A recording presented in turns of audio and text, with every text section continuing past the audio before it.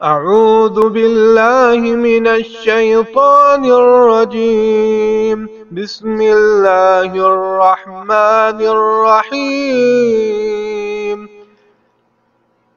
يا أيها النبي قل لأزواجك وبناتك ونساء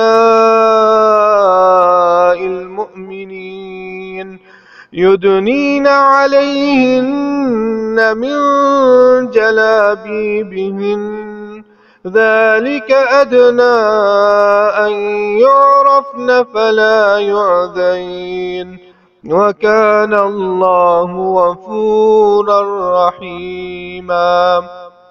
السلام علیکم ورحمۃ اللہ وبرکاتہ. الحمد للہ والصلاۃ والسلام علی رسول اللہ. کسی بھائی نے پوچھا ہے کہ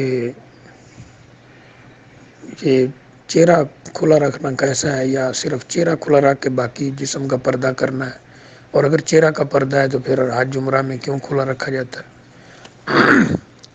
دیکھیے، عورت پر واجب ہے کہ جب وہ اجنبی مردوں کے سامنے اسے آنا پڑے تو چہرہ، ہاتھ، پورا جسم ڈھانپ کر آئے.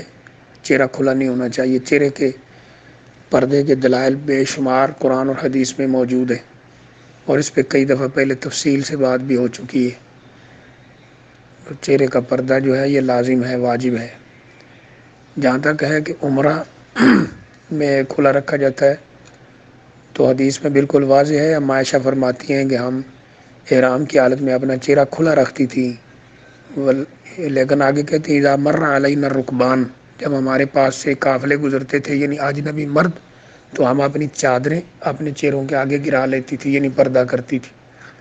احرام کی حالت میں جس چیز سے پردہ کرنے سے منع کیا گیا وہ ہے نقاب پہننا. ولا تنقب المرأة ولا تلبس القفازین، کہ عورت جو ہے وہ نقاب نہ پہنے اور دستانے نہ پہنے. نقاب کے علاوہ پردہ کرنا ہے، پردہ کرنا ہے لیکن نقاب کے علاوہ وہاں جہاں اجنبی مرد ہوں، کیونکہ آج کل ہر جگہ اجنبی مرد ہے. تو عورت کو نقاب کے علاوہ پردہ کرنا ہوگا احرام کی حالت میں بھی. جس نے یہ کہا کہ احرام کی حالت میں پردہ نہیں ہے، وہ صرف اس حالت میں ہے کہ وہاں اجنبی مرد نہ ہوں. جہاں ہوں گے وہاں پردہ کرنا ہوگا. تو چہرے کا پردہ لازمی ہے. پورے جسم کو چھپا کے آنا چاہیے عورت کو اگر آنا پڑے مردوں کے سامنے کسی وجہ سے. چہرے کے پردے کے دلائل بہت سارے ہیں. اس میں سب سے اہم آیت کریمہ یا ایھا النبی قل لازواجک و بناتک و نساء المؤمنین یدنین علیہن من جلابیبہن. اللہ کے رسول صلی اللہ علیہ وسلم اپنی بیٹیوں کو، اپنی بیویوں کو، تمام مسلمان عورتوں کو کہیں کہ اپنے اوپر اپنی چادریں گرا کر رکھیں، یعنی پورا جسم چھپا کر رکھیں.